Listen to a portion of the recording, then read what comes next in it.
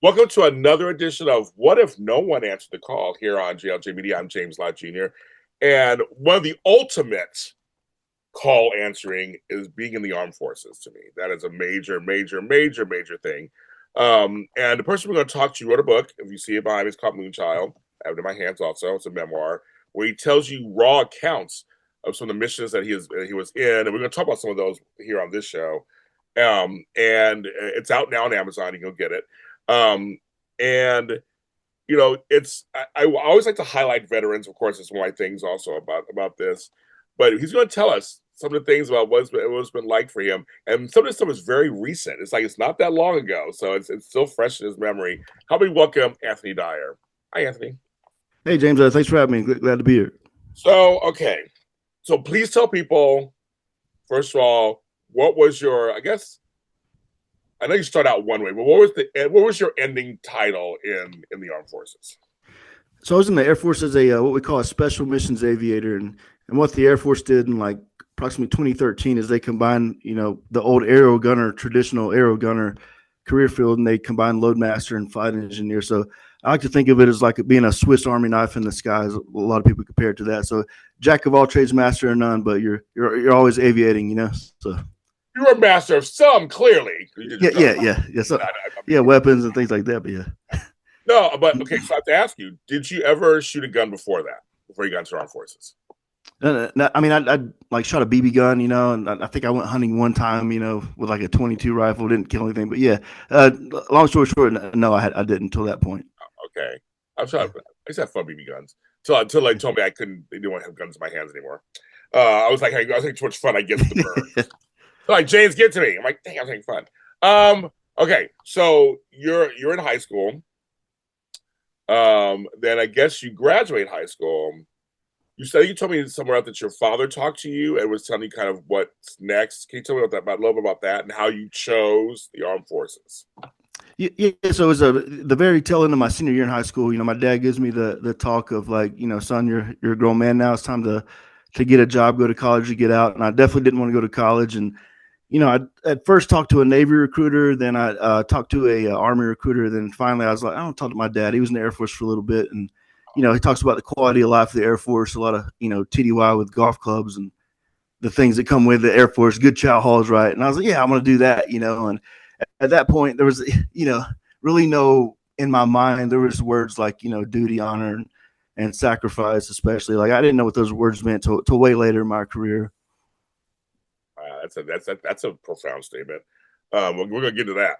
So you choose the Air Force. You answer my question. You answer that question. You choose the Air Force. Some would say it's a call. You're choosing a call to duty, right? Not call of duty. It's something different. Call to duty. And you're going in. Did you have any preconceived notions about the armed forces, or did you go in just like I have no idea? Here we go. Yeah, I really had no idea other than the Air Force had a good quality of life, and I'd seen films like Rambo and like the ground pounding side of things. I knew I didn't really want to do that part of it, but I definitely wanted to eventually get to the point where I wanted to fly and make a difference. Very good. Now, have you ever flown before? Yeah, so in the book there, I talk about my first actual flight ever. I was in like approximately third grade, and one of my best friends, Jessica Beasley, back home, she basically her dad got us a pigeon forge flyover in a helicopter over the Blue Ridge Mountains there. The first time I saw the world from that view, right, and that perspective. I knew at some point, I think she even knew, she told me in my retirement that in that moment we knew that somehow aviation and flying, and just living that life would be a big part of my life. Wow. So you've been to Dollywood then? I've been to Dollywood, yeah. Yeah, my mom's a huge fan. So I haven't been there yet. I'm trying to get there. I'm gonna get there. Before I die, I'm gonna get there. I'm gonna get there. But you said Pigeon Forge. Wait, Pigeon Forge. I mean, that's Dollywood. Okay. Yeah, we'll have to get you some tickets, man. I know I want to go. So I totally want to go. Because I had two places I wanted to go.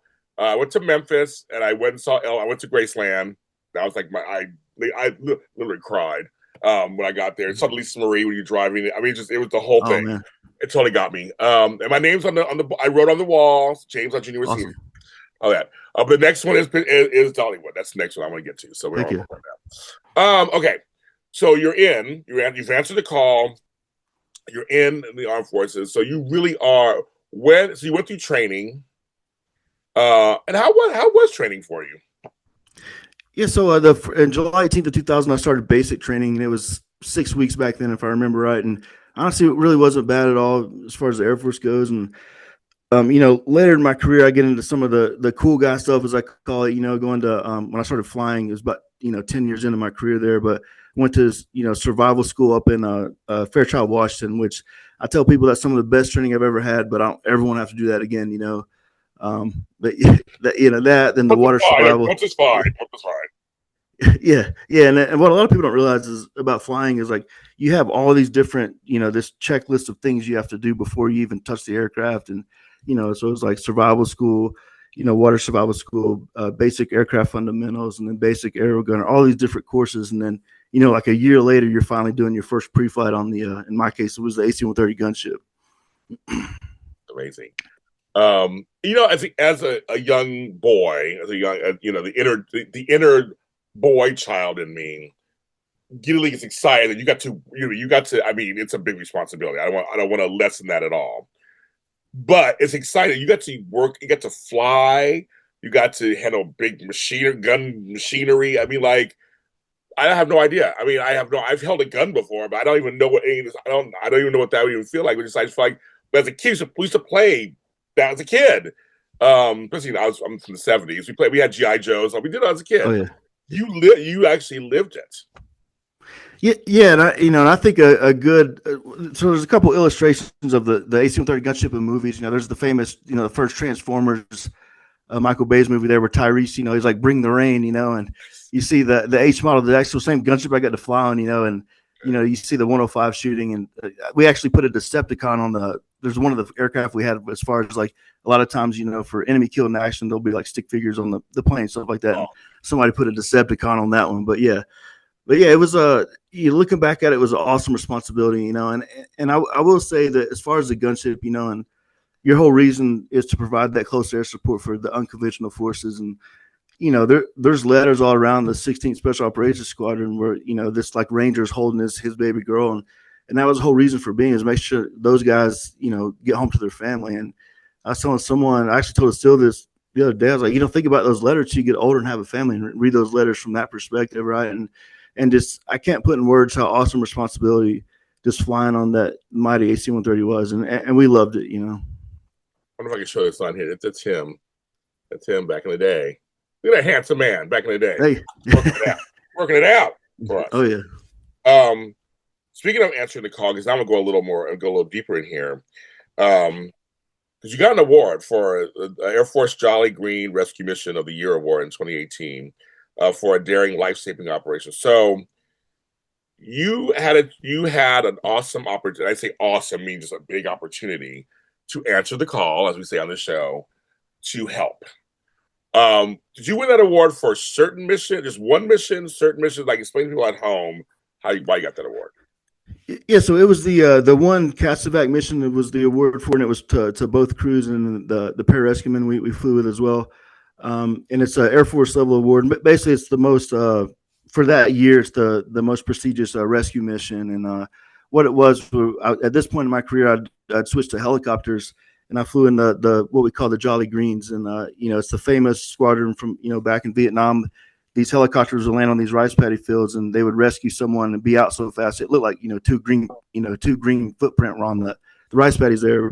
But yeah, it was just an awesome opportunity to be and fly and fight beside the best men and women in the Air Force and the pararescuemen we flew with in the back. Man, the very best in the world at what they do, and the whole reason, the whole motto behind that is these things we do that others may live, and that's an awesome responsibility, And again, it gets into that you're trusting each other with your best friend's life, and you're there to make sure those guys at the very tip of that spear get home to their family. Yeah, no, that's the whole mission, right? That's the whole thing. There must be adrenaline rushing when you're in there, but also remembering all the different responsibilities. Like you said, there's checklists, there's this, there's that, how you shoot the gun, how you fly the helicopter, all that stuff. So when you're in the middle of all that, do you just find like a sense of calm to handle it all, or how does that work? Yeah, and it's a lot of time. Most of the time, this is all some sort of organized chaos fashion. But there's all these different things going on, and we have what you call situational awareness, where you need to really focus on everything, not just one thing, but because it's the things you forget about that'll kill you when you're flying that close to the ground and fast, and bullets flying and stuff like that. And there's just all these different adrenaline surges and stuff like that, and you get to a moment where like the training does kick in, and you almost turn into like a robot, and you're like, okay, I've been here 100 times in training, like this is it, this is a real deal, we're gonna get through this. But yeah, just an awesome responsibility, and it was awesome to be part of that unit. Yeah, no, I agree with that. I mean, you almost it is like almost like a robotic status. You just kind of go, Oh yeah. okay, I know what you do here, got it. Like for me, it's always someone was bleeding or whatever. I just kick right in. I know I'm like, okay, I need this over here, and you kind of just kick in. I'm not saying you're not human. You just kind of kick in, and it just kind of because you have a mission. You got to save this person. Or you got to get this person out, or you got things to do. You got work to do. Yeah, and that's you find a lot about yourself in those moments, right? Where like I'm going to back up to my first flight ever on a gunship, right? And like it was a training flight, and basically it went so bad, man, where the instructor said something to the effect of like, "You're the reason they have to brief seatbelts on airliners," right? And so very, very humbling moment there in the book. I talk about that, but he did ask me, he's like, what's the most important word in the dictionary? And I was like, man, I don't know. My head was spinning. He's like, perseverance. He's like, I want you to think about what that word means to you and come up in the next flight ready to fight and be good at this. And I always took that with me, man. And like, and you find out real quick in those moments when everything is against you, the weather, the emergency procedures, the communications is the enemy, right? Like when everything's against you, that's the day where for everyone that depends on you, you need to be the very best, the very best aviator you could be, and just find a way, always find a way. You're never out of the fight. And you learn that about yourself in those situations. So now, I interviewed you for another show. I didn't even ask you this question. I'm going to ask you on this show. Now you're retired, right? You're out of the armed forces. You're out of the armed forces right now, right? Correct. Yeah, I'm retired. Okay. Now what? The adrenaline's all that stuff's gone now. It's like so now are you happily living a regular like civilian life, or are you trying to find some excitement in other ways? Like what does it look like for you? Yeah, I'm actually starting another book. Right now, sort of writing that, and hopefully by the holidays, try to get that done. Also, what I'm trying to do. I'm working with a couple people. Is this very recent, but developing an app where basically it's you could speak into this app, right, and it'll basically soft edit. It'll write everything you're saying out, and then it's for like veterans or first responders, be a nonprofit type app, and where basically if they wanted to, they could get their story told, get edited and published for either not, if not free, very cheap, and that's sort of my idea behind it. So a lot of moving pieces if they say yes. So hopefully, yes, this basically the sense of purpose has changed to storytelling. I like that. I like that. Well, your next book, of course, you can come back on the show for your next book. Your always invitation. Oh yeah.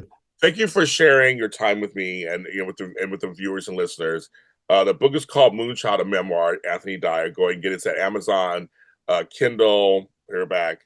Make sure you rate it. Make sure you like it on Amazon because it helps it in the whole feed. It's on the charts under the aviation and nautical books, biographies, and it's also on the charts of the military leader biographies. There you go, kids. It's like it's doing some work on those. So check those out. And this show's all about answering the call. And he did. So we thank Anthony for answering the call. He did. And he answered the call to come on the show, too. So he did both. We appreciate that. This Thank you, James. It's great. It was a pleasure to be here. Thanks for having me, man. It was a good one. It was a fun one. Thank you. I'm so glad you came on, too. We're here on Fridays. So check us out on Fridays. Thanks to my sponsors, Meredith Addison, my other producer, Doug Hess. And if you are out there answering the call, you can always come on to my show. I want to hear your stories. I want to share stories because when you do answer the call, of whatever nature it is, it means something. It really does. Thank you very much. We'll see you next time.